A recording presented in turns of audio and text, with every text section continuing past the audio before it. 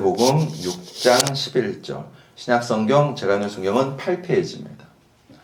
마태복음 6장 11절. 다 짜신 것 같으니까는 같이 읽겠습니다. 시작. 오늘 우리에게 일용할 양식을 주시옵고. 한 번 더 읽겠습니다. 시작. 오늘 우리에게 일용할 양식을 주시옵고. 아멘. 아멘. 이 말씀에 근거하여서 주기도문 17번째 시간을 갖도록 하겠습니다. 오늘 우리에게 일용할 양식을 주시옵고 라는 제목으로는 두 번째 시간을 갖도록 하겠습니다. 우리가 지난번에는 일용할 양식에 좀 집중해서 같이 말씀을 나누었습니다. 오늘은 우리라는 단어를 좀 집중하기 원합니다. 하나님이 허락하시면은 한 번 더 우리라는 이 단어에 집중해서 같이 말씀을 나눌 기회가 있을 겁니다. 근데 그거는 하나님이 허락하셔야 됩니다. 혹시 이 이름을 들어보셨는지 모르겠는데 스탠리 하워워스라는 신학자가 있습니다. 잘 모르시죠? 네, 여러분은 잘 모르실 텐데 신학자입니다. 미국 타임즈라는 굉장히 저명한 잡지가 있죠. 그 잡지에서 이 스탠리 하워워스라는 신학자를 한번 다룬 적이 있습니다. 그 얘기는 굉장히 이분이 저명한 신학자라는 이야기입니다. 이분에 대해서 타임즈가 뭐라고 한 단어로 표현했냐면 미국의 최고의 신학자다라고 표현한 분이 바로 이분입니다. 이분이 마태복음 6장 11절 우리가 방금 읽었던 이 말씀에 대해서 이렇게 표현했습니다. 뭐라고 말했는가? 이 기도를 하는 것은 마태복음 6장 11절 요 구절 한 구절 이 기도를 하는 것은 위험천만한 일이라고 경고하지 않았던가? 라고 표현했습니다. 다시요. 마태복음 6장 11절 이 기도를 기도하는 것이 위험천만한 일이라고 경고하지 않았던가? 라고 이야기했습니다. 아니 오늘 우리에게 일용할 양식을 주시옵소서. 이 기도가 위험한가요? 도대체 왜 스탠리 하워워스는 이 기도가 위험천만한 기도라고 표현하는가? 그의 주기도문 강의에 보면은 그 답을 써놓았습니다. 뭐라고 했는가? 그 결과라는 것은 이 마태복음 6장 11절에 이 기도를 드리면 그 결과 우리에게 무슨 일이 벌어지는가? 우리는 더 이상 나의 것에 집착하지 않게 된다라고 말했습니다. 무슨 얘기냐면 이 마태복음 6장 11절을 제대로 온전히 기도하면 우리 안에서 일이 벌어집니다. 어떤 일이 벌어지냐면 개인주의, 이기주의를 버리는 일이 일어난다는 것입니다. 나 중심의 삶에서 우리를 생각하기 시작한다는 것입니다. 좀 더 쉽게 표현하면 예전에는 그냥 내 배에서 꼬르륵 소리 나는 것만 신경이 쓰였습니다. 그런데 이 마태복음 6장 11절을 기도를 하면 옆에 있는 사람 배에서 들리는 꼬르륵 소리가 크게 들린다는 거예요. 예전에는 그냥 배고프면 나 혼자 밥 먹는 것 그것만 생각했습니다. 그런데 이 마태복음 6장 11절의 기도를 제대로 그 뜻을 알고 온전히 들으면 옆에 사람의 위장을 채워야 한다는 그런 생각이 우리 가운데 찾아온다는 것입니다. 그런 의미에서 스탠리 하워워스 박사는 이 기도가 굉장히 위험천만한 기도라고. 더 적나라하게 말하면 예전에는 배고프면 나 혼자 가서 지갑 열고 밥 먹었습니다. 그런데 이 기도를 드리기 시작하는 순간부터 지갑을 열어서 내 배만 채우는 일이 쉽지 않다는 거예요. 옆에 사람도 배를 채워야 되겠네. 내 지갑을 열어서 저 사람도 먹여야 된다는 그런 마음이 내 안에 가득 차게 된다는 것입니다. 이 기도를 다시 보시면 예수님께서는 말씀하십니다. 나의 일용할 양식을 주시옵소서 라고 기도하라고 가르치지 않습니다. 뭐라고 가르치는가? 우리의 일용할 양식을 주시옵소서 라고 기도하라고 가르칩니다. 이 마태복음 6장 11절을 헬라어 원문을 찾아보면요 놀랍게도 우리라는 단어가 2번 나옵니다. 제가 단톡방에 올려드렸죠. 헬라어로 올려드렸는데 지금 다시 읽어보겠습니다. 톤, 아르톤 헬라어로 그렇게 되어 있습니다. 시작이 6장 11절이 톤 아르톤은 빵을 이라는 뜻입니다. 빵을 톤은 그 뭐죠? 갑자기 생각이 관사예요. 관사. 그러니까 뭐 더 같은 관사입니다. 그러니까 그 빵을 해몬 우리의 톤 에피우시온 일용할 도스 주십시오. 해민 우리에게 세메론 오늘 이렇게 되어 있습니다. 그러니까 이거를 문자 그대로 번역하면 이런 겁니다. 우리의 일용할 빵을 오늘 우리에게 주십시오. 우리라는 말이 2번 나옵니다. 예수님이 가르친 이 기도는요, 기도의 범위가 나의 일용할 양식이 아닙니다. 우리의 일용할 양식입니다. 우리 가족, 우리 친구, 우리 일터의 동역자들, 우리 교회 식구들, 뭐 더 말하면 우리나라, 우리 세계, 나와 관련 있는 우리라고 할 수 있는 그 모든 사람들의 일용할 양식을 구하고 있는 것이 이 기도라는 것입니다. 네, 여러분, 나의 기도를 녹음해서 한번 들어보십시오. 그러면 인간의 기도는요, 굉장히 개인적이고, 아니, 이기적이기까지 합니다. 한 자매가 나이가 차가면서 하나님께 기도의 제목이 생겼습니다. 하나님, 좋은 남자를 저에게 허락하십시오. 멋진 남자 만나서 아름다운 가정을 꾸미고 싶습니다. 제발 저에게 멋지고 좋은 남자를 허락하십시오라고 기도했습니다. 아무리 기도해도 근데 응답이 없는 거예요. 점점점 지쳐갑니다. 낙심됩니다. 그런 자기의 마음을 친구들에게 토로했습니다. 그때 한 친구가 이야기합니다. 야, 하나님은 자기를 위한 기도 기뻐하지 않으셔. 하나님은 중보 기도하는 것을 기뻐하셔. 그러니까 네가 먼저 너를 위해서 기도하지 말고 네 주변에 있는 사람들을 위해서 먼저 중보 기도를 해 라고 가르쳐 주었습니다. 이 자매가 그 얘기를 귀 기울여 들었습니다. 듣고 돌아가서 기도합니다. 하나님, 우리 엄마에게 멋진 사위를 허락하시옵소서. 정말 괜찮은 사위를 허락하여 주시옵소서. 중보 기도죠? 나를 위한 기도예요. 나를 위한 기도. 먹고 사는 문제가 닥치면 인간은 더 개인적이고 이기적이 됩니다.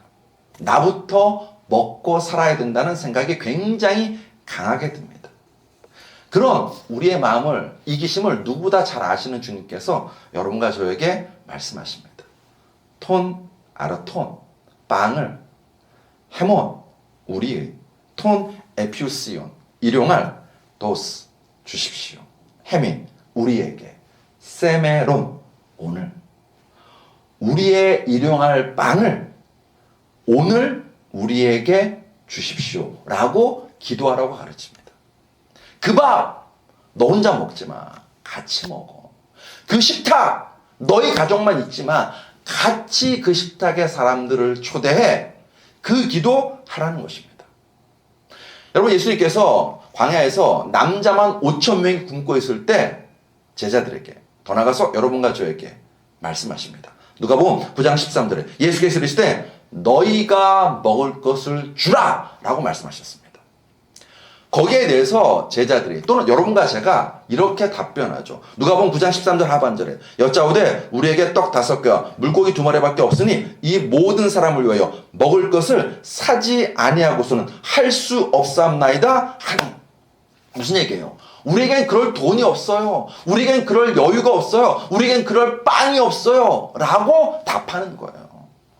예수님이 아시죠? 우리에게 그럴 만한 돈이 없는 것, 그럴 만한 밥이 없는 것, 그럴 만한 여유가 없는 것 아십니다. 아심에도 불구하고 여러분과 저에게 예수님께서 명하십니다. 너희 매일 이렇게 기도해야 돼. 뭘요? 우리의 일용할 빵을 오늘 우리에게 주십시오. 라고 기도하라는 것입니다.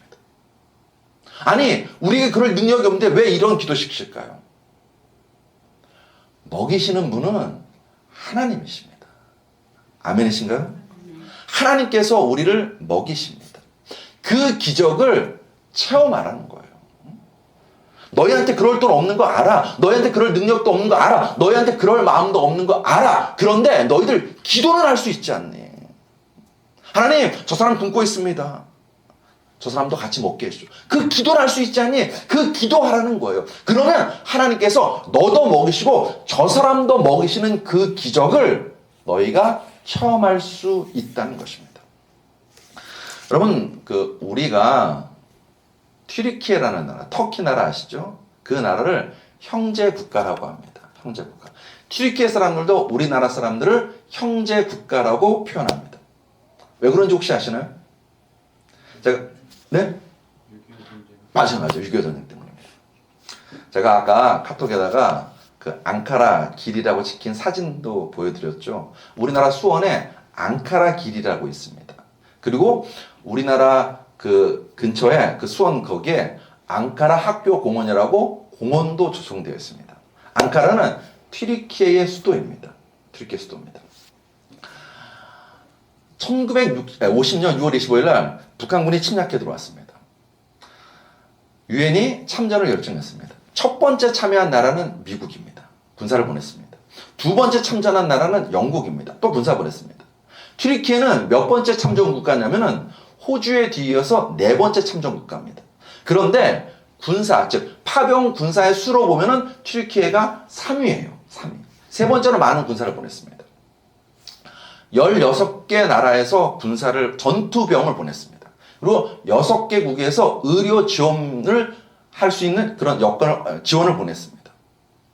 근데 여러분 생각해 보십시오. 굉장히 많은 나라가 6.25 전쟁 때 우리나라에 와서 도왔습니다. 근데 유독 튀르키예만은 형제 국가라고 우리가 표현해요. 튀르키예 사람들도 우리를 형제 국가라고 이야기해요. 6.25 때 미국도 왔고, 미국은 또 동맹이라고 하기는 표현하지만 영국도 왔고, 호주도 왔고, 뭐 저 아프리카에서 에티오피아 사람들도 왔는데 왜 하필 튀르키예만 형제 국가로 가는가? 전쟁이 벌어졌습니다. 튀르키예 병사들이 전쟁을 치르고 있는데 그들의 눈에 띈 게 하나 있었어요. 그게 뭐가 띄었냐면 전쟁 고아들입니다. 논바닥에, 역전 앞에, 길바닥에 아이들이 부모를 잃거나 또는 부모에게 버려져서 엄마 하면서 울고 있는 것입니다. 그 장면을 튀르키예 군사들만 본 건 아니죠. 미군도 봤고 영국도 봤고 다른 나라 군사들도 봤습니다. 그런데 튀르키예 병사들은 이때 뭐를 했는가? 십시일반 자기네 돈을 모았어요. 돈을 모아서 고아원을 지었습니다. 앙카라 고아원이라고 고아원을 짓고 거기에 전쟁 고아를 수용하기 시작했습니다. 그리고 그 중에 한 사람이 누구냐면은 9살 된 최민자 어린이라도 거기에 있었습니다. 이 어린이는 안양 근처 논바닥에서 버려져 있었습니다. 아마도 엄마 손을 좀 놓친 것 같아요. 벌어져 있었어요. 문제는 누구도 이 아이를, 사실 전쟁에 이제 도망치면서 누구도 이 아이를 돌보지 않은 거예요. 돌보지 않고 길에 버려져 있으면서 점점 얼어 죽는 처지가 된 거예요. 더구나 그 피난민 길 가운데서 이게 참 우리나라 사람들이 진짜 독한 사람들인데 그 버려진 아이의 또는 길을 잃은 그 아이의 혼자 버려진 걸 보니까는 옷을 뺏어간 거예요. 옷을 벗겨간 거예요. 그러니까 아이가 거의 벌거벗겨진 채로 길에서 얼어 죽을 위기에 처한 겁니다. 그때 튀르키예 슐라이만 대위, 튀르키예 발음으로는 제가 좀 다르더라고요. 하여튼 우리나라 발음으로는 슐라이만 대위라는 사람이 이 아이를 본 거예요. 보고서는 헝겊으로 일단 급하게 싸서 자기네 부대로 데리고 간 것입니다. 다행히 아이가 살았습니다. 얼마 후에 이 슐라이만 대위가 본국으로 들어가게 되었습니다. 들어갈 때 이 9살 민자 어린이에게 이야기했어요. 내가 다시 올게 라고 약속하고 갔습니다. 그런데 못 왔어요. 못 오고 세월이 흘러서 이 9살 최민자 어린이가 이제 여사, 할머니 소리 들을 정도의 나이가 되어서 튀르키예를 찾아갑니다. 왜 찾아갔냐면 아까 보내드린 그 단톡방에 보시면은 우표가 있어요. 튀르키예에서 기념 우표를 발행했는데 그 중에 하나가 뭐냐면 이 슐라이만 대위하고, 여러분 우표 잘 보시면 나중에 보시면요, 한 남자하고 소녀 이렇게 사진 찍혀 있는 그 우표가 있을 거예요. 좀 이따 돌아가시면 한번 확인해 보십시오. 그게 이 슐라이만 대위하고 최민자 어린이에요. 그걸 기념해서 사진을 발행한 거예요. 그 소식을 듣고 이 최민자 여사죠. 여사가 튀르키예를 갔습니다. 가서 자기를 그때 구해준 슐라이만 대위를 찾았어요. 안타깝게도 이미 그는 이 세상 사람이 아니었습니다. 최민자 여사는 남은 유가족들을 안 낳았고 그리고 아직도 살아있는 튀르키예 참전 용사들을 만나서 감사하다고 펑펑 눈물을 흘리면서 감사 인사를 전했다는 것입니다. 그리고 이 이야기가 아일라라는 영화로 튀르키예에서 만들어졌습니다. 튀르키예 안에서는 우리나라에 수입 안 된 것 같은 튀르키예 안에서는 굉장히 큰 흥행을 이룬 영화입니다. 이 슐라이만 대위하고 최민자 어린이의 이야기를 중심으로 해서 6.25 참전 당시의 상황을 그린 영화였습니다.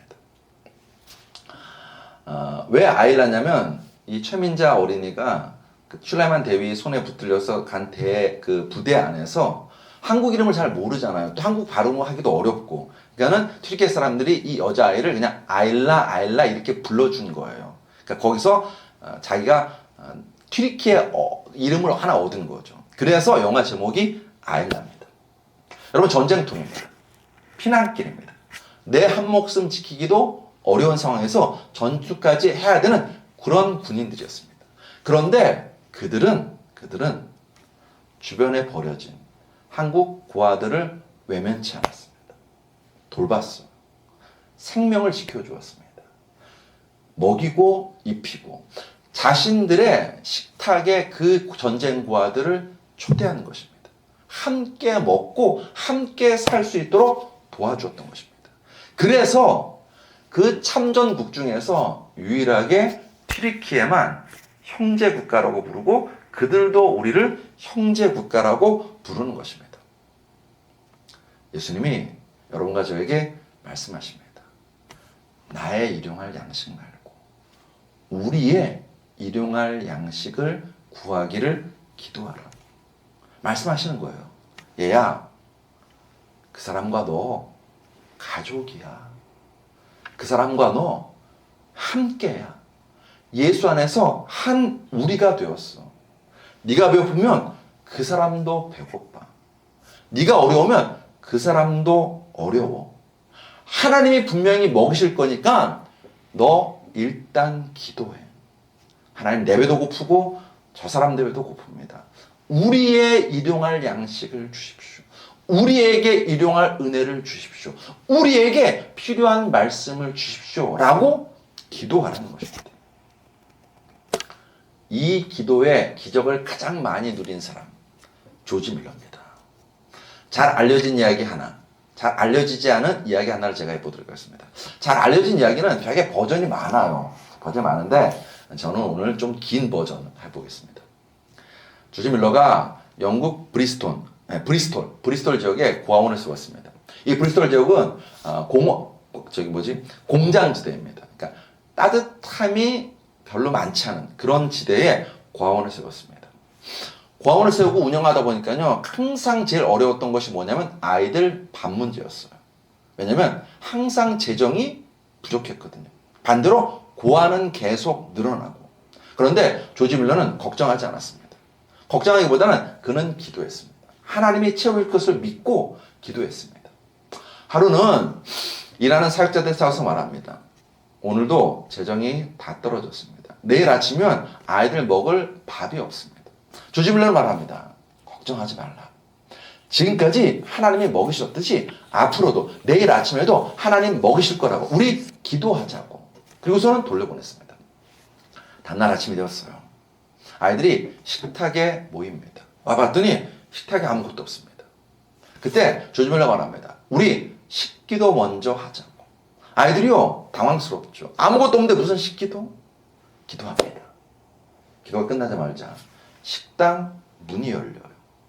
그러면서 빵을 비롯한 굉장히 많은 음식이 들어오는 것입니다. 무슨 일이 벌어졌는가? 그 공장지대에 있는 공장 중 하나가 전체 직원들이 야유회를 가기로 계획했습니다. 야유회를 가기로 계획하고 이제 주문을 한 거예요. 각종 빵부터 시작해서 각종 음식을 주문했습니다. 그런데 야유회 가기로 한 날 폭우가 쏟아진 것입니다. 야외 안 가면 되는데 문제는 주문해 놓은 음식이에요. 이 음식 어떻게 할까 하다가 조지 밀러의 고아원이 생각난 것입니다. 그래서 그 고아원에 그 빵, 그 음식을 가져다 주었습니다. 하나님이 먹이신 것이죠. 우리의 일용할 양식을 채워주신 것이죠. 하나 더 할까? 한 영국인이 있었습니다. 50세 생일을 앞두고 있었습니다. 그는 자신이 지나온 생활이 너무너무 감사했습니다. 하나님께 감사한 마음으로 뭔가 자기의 감사를 표현하고 싶었습니다. 그래서 자기 나이에 맞게 50파운드를 기부해야겠다라는 생각을 했습니다. 그 중에 먼저 10파운드를 떼어서 가까이에 있는 그 조지 밀러가 섬기는 고아원에 기부했습니다. 연말이 되어서 그 조지 밀러 고아원에서 회계 보고서가 날아왔어요. 거기에는 조지 밀러의 일기도 기록되어 있었습니다. 자기가 기부한 그 전날 조지 밀러가 이런 메모를 남겼습니다. 오늘도 결국 돈과 양식 모두 바닥났다. 그러나 결코 걱정하지 않는다. 지금까지 그랬던 것처럼 이번에도 하나님께서 반드시 채워주실 것이다. 그는 기도했습니다. 오늘 우리에게 일용할 양식을 달라고. 하나님의 자녀들은 이 고아들에게 우리에게 일용할 양식을 달라고 기도했던 것입니다. 그랬더니 하나님이 채워주셨어요. 먹여주셨습니다.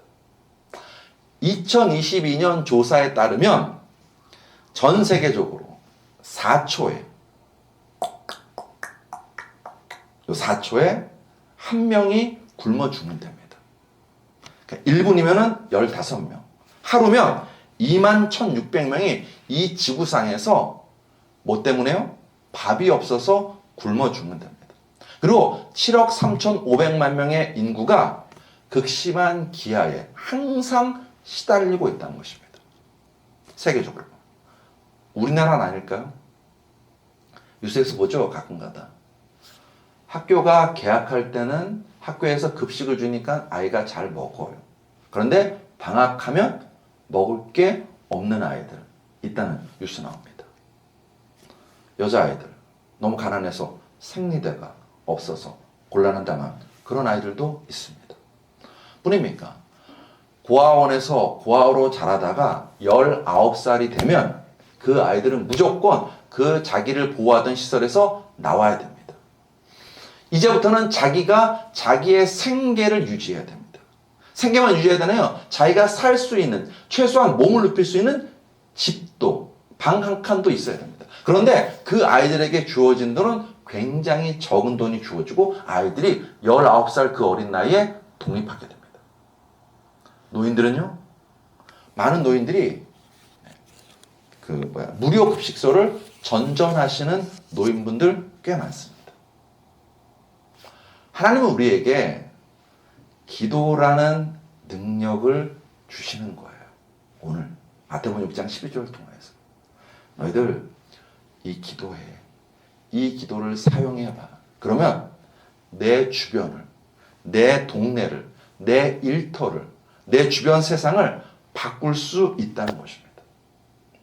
여러분과 제가 이 기도할 때마다 우리라는 단어의 중요성을 무겁게 받아들이면서 기도하기 원합니다. 우리가 기도하죠. 하나님, 새해가 밝아옵니다. 새해에는 월급 좀 올려주세요. 연봉 좀 올려주세요. 기도하죠. 하나님, 새해에는 우리 생활비 좀 더 풍성하게 좀 해주세요. 기도하죠. 여러분, 기도하십시오. 기도하십시오.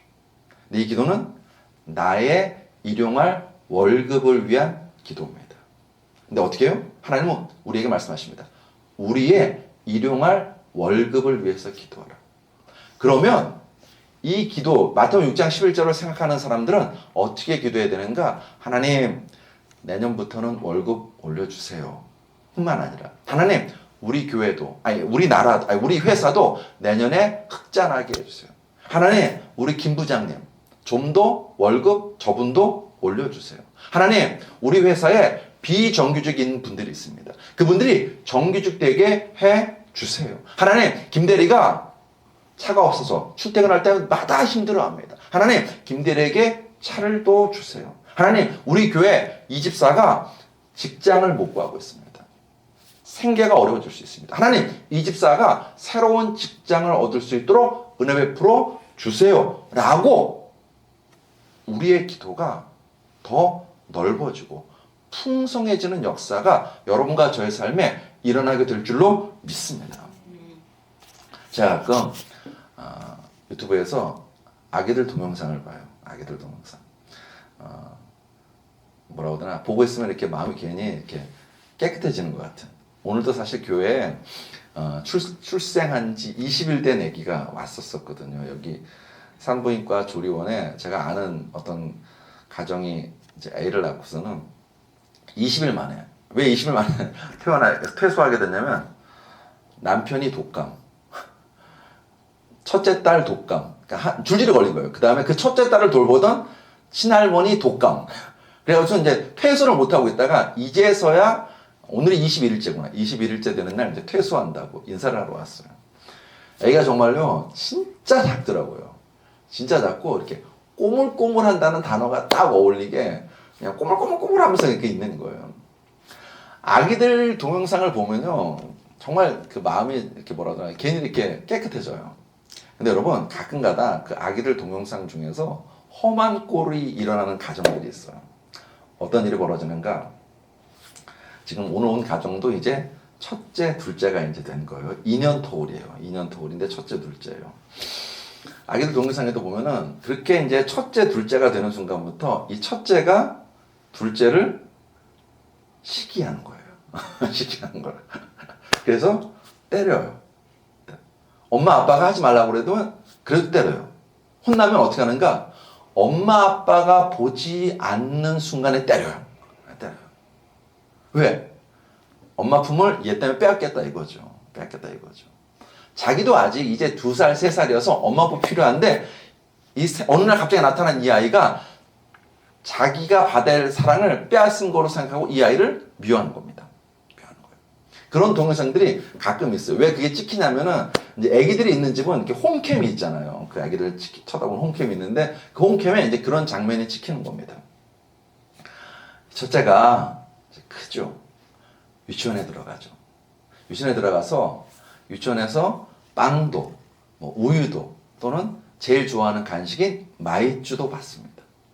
받아서 어느 날은 이 첫째가 그 마이쮸, 자기가 먹었어야 될 그 간식을 먹지 않고 집에 가지고 와요. 누구 줄까요? 동생 주는 거예요. 그만큼 큰 거죠. 그거 보면 부모 마음이 어떨까요? 뿌듯하죠. 감동받죠. 하나님 아버지의 마음도 똑같다고 생각합니다. 우리는 하나님을 아버지로 모신 한 가족입니다. 예수의 피로 묶인 한 가족입니다. 여러분과 제가 한 가족입니다. 한 형제 자매입니다. 그러면 우리끼리 싸우면 누가 제일 마음 아파하실까요? 하나님 아버지. 근데 우리끼리 콩 한 쪽 가지고도 잘 나눠 먹으면 누가 제일 기뻐하실까요? 하나님 아버지죠. 어느 간호학교에서 기말고사를 보게 되었습니다. 아주 정막 속에서 열심히 학생들이 기말고사 답안지를 적어나가고 있었습니다. 어느덧 마지막 문제를 풀 때가 되었어요. 근데 갑자기 여기저기서 웅성웅성 술렁거리는 것입니다. 이게 뭐야? 왜냐면 마지막 문제의 질문이 이거였어요. 우리 건물을 매일 깨끗하게 청소해주는 아주머니의 이름. 이게 마지막 문제였어요. 여러분, 교수의 의도를 아시겠나요? 의사는 환자의 질병을 돌보는 사람이지만, 간호사는 어떻게 보면 환자의 마음을 돌보는 사람입니다. 누구보다도 그 환자의 상태와 그 환자의 마음에 관심을 가져야 될 사람이 간호사라는 것입니다. 그래서 교수가 물은 거예요. 너희들 매일 간호사가 되겠다고 이 학교에 찾아와서 이 교실에서, 이 건물 교실에서 들어와서 공부하는데, 이 건물 들어올 때마다 만나는 그 청소부 아주머니, 너희들이 화장실에서 매일 만나는 그 청소부 아주머니, 우리를 위해서 매일 수고하는 그 청소부, 매일 만나는 그 청소부 아주머니에게 관심을 가져봤냐는 질문을 던진 것입니다. 제가 12월 첫째 주 설교할 때, 사실 그날도 이제 얘기했지만 마음이 좀 그날 되게 안 좋았어요. 좀 제가 타격받은, 예배 직전에 타격받은. 그래서 설교하면서 혼자 속으로 생각했습니다. 오늘 완전 설교 죽쓰는구나. 왜냐면 이게 머리가 이렇게 하얘진 거야. 하얘져가지고서는 내가 무슨 설교를 하고 있는지도 잘 안 들어오고 무슨 설교를 하려고 했는지 원고가 앞에 있음에도 잘 안 도는 그런 상황이었는데 설교 마지막에 거의 끝날 때쯤에 제가 여러분에게 물었죠. 뭘 물었느냐? 부부 사이에 잘 맞으시죠? 라고 물었어요. 이 질문하고 난 다음에 제가 대박으로 웃었습니다. 왜 그러는가? 제가 누구라고 하면 얘기 안 할 거예요.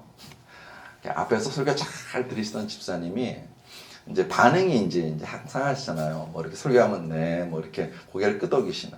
그러니까 이분이 맨 처음에는 제 질문에 그냥 무의식적으로 부부 사이에 잘 맞으시죠 하니까 무의식적으로 끄덕였다가 순간 정신이 들어서 팍 이러는 거예요. 아니라 이거지. 내가 이 난간하고 정말 안 맞아. 이거죠. 사랑하는 성도 여러분, 매일 같이 자는 부부 사이도 안 맞아요. 안 맞습니다. 죽고 못 살아서 사랑해서 죽고 못 산다고 했던 그 부부도 잘 안 맞습니다. 뿐입니까? 내 몸으로 내 피로 낳은 자녀하고도 잘 안 통해요. 안 통합니다. 하물며 다른 사람들이겠습니까? 잘 안 맞죠. 이해가 안 되죠. 용납도 안 되죠. 소통도 안 되죠. 그렇다고 해서 우리가 우리라는 이 우리에서 그 사람을 뺄 것이냐, 이 우리의 식탁에서 그 사람을 제할 것이냐, 아니라는 거죠. 예수님의 이 마태복음 6장 11절 기도에 의하면 아니라는 거예요. 제가 좋아하는 속담이 있는데 뭘 좋아하냐면 미운 놈 뭐 하래요? 떡 하나 더 주래요. 저는 이 속담 좋아합니다. 미워요.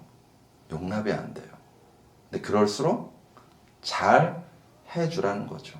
물론 다른 의미도 있지만 그냥 문자 그대로 떡 하나 더 주는 거예요. 누구보다도 이런 삶을 사신 분이 계십니다. 하나님 아버지십니다. 우리는 하나님의 형상과 모양대로 지음받았습니다. 그런데 우리가 알잖아요. 너무나 자주 하나님 아버지의 마음을 아프게 하는 미운 짓을 우리가 한다는 것을. 그런 우리를 하나님은 끝까지 사랑하십니다. 어떻게 하시나요? 사랑하셔서 떡을 하나 주는 정도가 아니라 독생자를 내어주십니다. 그리고 예수님도 그 아버지의 마음을 알고 이 땅에 오셔서 우리 대신 우리 위하여 십자가 지십니다. 거기서 끝나는 것이 아닙니다. 예수님 말씀하십니다. 내가 너에게 떡이 되겠다. 진짜로 예수님은 떡이 되셨습니다. 마태복음 6장 26절에서 그들이 먹을 때에 예수께서 떡을 가시사 축복하시고 떼어 제자들에게 주시며 이르시되 받아서 먹으라. 이것은 내 몸이니라 하시고. 요한복음 6장 35절에서는요. 예수께서 이르시되 나는 생명의 떡이니 내게 오는 자는 결코 줄이지 아니할 터요 나를 믿는 자는 영원히 목마르지 아니하리라 라고 말씀하셨습니다. 예수님 자신이 떡이 되셔서 우리에게 나를 먹으라고 말씀하십니다. 내가 너희의 일용할 양식이 되겠다고 말씀하시는 거예요. 사랑하는 여러분, 여러분과 저의 기도에 나의 일용할 양식만 구하지 마시고 예수님 가르쳐 주신 대로 우리의 일용할 양식을 구하는 여러분과 저 되시길 주의 이름으로 축복합니다. 말씀 마치기 전에 성경 한 구절을 좀 찾겠습니다. 어디 찾을 거냐면 출애굽기 16장입니다. 출애굽기 16장 16절로 30절입니다. 제가 오늘 성경 구약 106페이지입니다. 출애굽기 16장 16절로 30절입니다.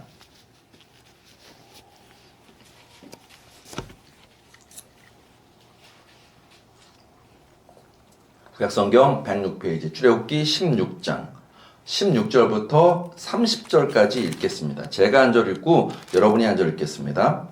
여호와께서 이같이 명령하시기를 너희 각 사람은 먹을 만큼만 이것을 거둘지니 곧 너희 사람 수요대로 한 사람에게 한 오멜씩 거두되 각 사람이 그의 장막에 있는 자들을 위하여 거둘지니라 하셨느니라.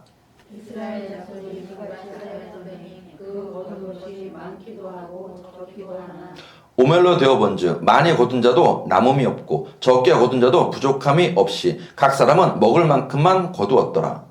모세가 그들에게 이르기를 아무든지 아침까지 그것을 남겨두지 말라 하였으나 그들이 모세에게 순종하지 아니하고 더러는 아침까지 두었더니 벌레가 생기고 냄새가 난지라 모세가 그들에게 노하니라. 우리가 아침마다 각 사람은 먹을 만큼만 먹어도 햇볕이 뜨겁기 때문에 이것이 쓰러졌더라. 여섯째 날에는 각 사람이 갑절의 식물 곧 하나에 2오멜씩 거둔지라. 회중의 모든 지도자가 와서 모세에게 알림해. 모세가 그들에게 이르되 여호와께서 이같이 말씀하셨느니라. 내일은 휴일이니 여호와께 거룩한 안식일이라. 너희가 구울 것은 굽고 삶을 것은 삶고 그 나머지는 다 너희를 위하여 아침까지 간수하라. 그들이 모세의 명령대로 아침까지 간수하였으나 냄새도 나지 아니하고 벌레도 생기지 아니한지라. 모세가 이르되 오늘은 그것을 먹으라. 오늘은 여호와의 안식일인즉 오늘은 너희가 들에서 그것을 얻지 못하리라. 엿새 동안은 너희가 그것을 거두되 일곱째 날은 안식일인즉 그날에는 없으리라 하였으나. 일곱째 날에 백성 중 어떤 사람들이 걸어 나갔다가 얻지 못하니라. 여호와께서 모세에게 이르시되 어느 때까지 너희가 내 계명과 내 율법을 지키지 아니하려느냐. 볼지어다 여호와가 너희에게 안식일을 주므로 여섯째 날에는 이틀 양식을 너희에게 주는 것이니 너희는 각기 처소에 있고 일곱째 날에는 아무도 그의 처소에서 나오지 말지니라. 그러므로 백성이 일곱째 날에 안식하니라. 아멘. 하나님께서 지금 출애굽을 통해서 보여주고 계신 것입니다. 뭘 보여주냐면 너희의 일용할 양식을 누가 공급해 주는지 하면 하나님이 공급해 주신다는 것입니다. 여기서 우리가 눈여겨봐야 될 구절이 16절과 18절입니다. 16절을 보시면 하나님께서 말씀하십니다. 매일 아침에 나가서 한 사람당 한 오멜씩 거두라고 말씀하십니다. 그러면서 뭐라고 말씀하시냐면 16절 하반절에 이런 말씀이 있습니다. 각 사람이 그의 장막에 있는 자들을 위하여 거둘지니라 하셨느니라. 그 말은 모든 사람이 다 나와서 거둔 게 아니에요. 장막에서 있어서 나오지 못하는 사람들도 있어요. 그 사람들 누굴까요? 노인분들, 아이들, 그 다음에 병자들일 것입니다. 하나님께서 말씀하시는 거예요. 너희 먹을 것만 챙기지 말고 너희 장막에 있는 사람들 잘 생각해서 그 사람들 몫까지 다 거두어야 돼 라고 말씀하십니다. 얼마큼이요? 한 사람당 한 오멜씩입니다. 한 오멜하면 우리한테는 잘 안 와닿는데 2.2리터예요. 2.2리터. 그러니까 쌀 2.2 콜라병 같은 데다가 2.2리터짜리 병에다가 쌀을 담는다라고 생각하시면 거의 비슷합니다. 그거 거두래요. 한 사람당 한 오멜씩. 근데 여러분 사람이 진짜 말 안 들어요. 진짜 말 안 듣습니다. 오늘 보면 우리가 읽었던 17절과 18절에 이런 말씀이 있죠. 이스라엘 자손이 그같이 하였더니 그 거둔 것이 많기도 하고 적기도 하나 오멜로 되어본지 많이 거둔 자도 남음이 없고 적게 거둔 자도 부족함이 없이 각 사람은 먹을 만큼만 거두었더라.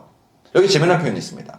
많이 거둔 자, 적게 거둔 자가 나와요. 그러니까 한 사람당 한 오멜씩 거둬야 되는데 어떤 사람은요 많이 거두었어요. 또 어떤 사람은요 아예 그렇게 많이 필요 없어. 이 정도만 돼 라고 하고서는 조금 거두었습니다.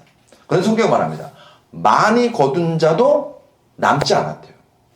적게 거둔 자도 부족함이 없답니다. 가족이 5명입니다. 그런데 많이 거둔 자는요 10인분 밥을 한 거예요. 그럼 남아야 되는데 안 남았대요. 반면 적게 거둔 자, 가족이 딱 10명인데 5인분만 밥을 했습니다. 그럼 모자라야 되는데 모자라지 않았다는 거예요. 왜 그러는가? 우리예요. 우리 텐트만 이렇게 생각한 것이 아니라 내 텐트만 이렇게 생각한 것이 아니라 옆에 텐트까지 같이 생각한 거예요. 우리 남았네? 남은 거 어떻게 했을까요? 옆집 줬죠. 모자란 집. 그러니까는 많이 거둔 자 남지 않고 적게 거둔 자 모자란지 않게 된 것입니다. 4세기 교부 중에서 굉장히 유명하시고 또 탁월하신 영향이 있는 분 중에 한 분이 누구냐면 성 바실리우스라는 분이 있습니다.